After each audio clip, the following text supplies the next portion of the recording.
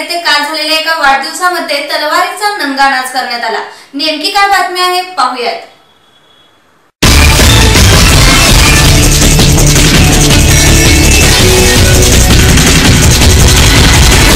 उमरस तालुका कराड येथील काल झालेल्या एका वाढदिवसामध्ये तलवारीचा नंगानाच करण्यात आला व शक्ती प्रदर्शन देखील करण्यात आले। सातारा जिल्ह्यासह अनेक ठिकाणी सार्वजनिक समारंभ, वाढदिवसाचे कार्यक्रम यामध्ये शस्त्र किंवा तलवारीचा नंगानाच करणे यावर कायद्याने बंदी आली असून देखील उमरस येथील एका वाढदिवसामध्ये तलवारीचा नंगानाच करण्यात आला।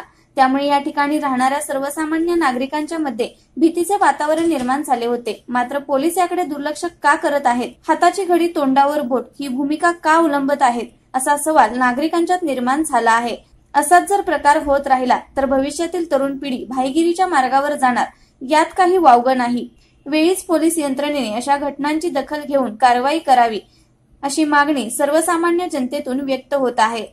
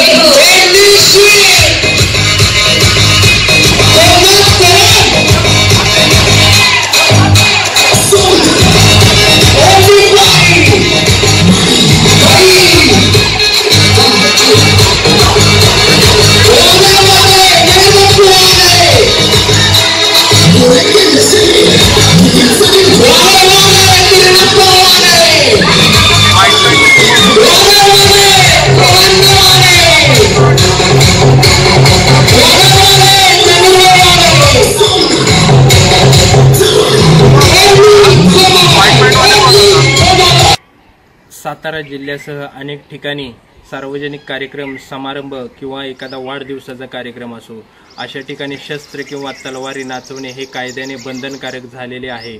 तरी देखील काल उमरस सारख्या ठिकाणी एका वाढदिवसामध्ये तलवारीचा नंगानाच करण्यात आला, त्याचबरोबर शक्ती प्रदर्शन देखील करण्यात आलं।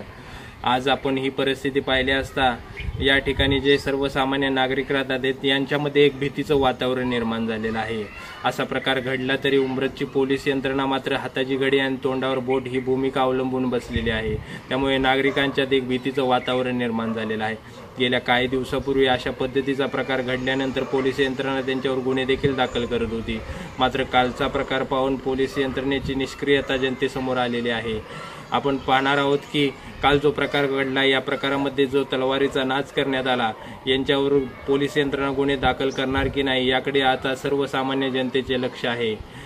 आज पोलीस यंत्रणेबाबत नागरिकांच्या मनात एक वेगळाच प्रश्न निर्माण झालेला आहे। एवढा मोठा प्रकार घडला असून देखील पोलीस यंत्रणा शांत का, एकासाठी एक न्याय आणि दुसऱ्यासाठी एक न्याय अशा पद्धतीचा अवलंब का करत आहे।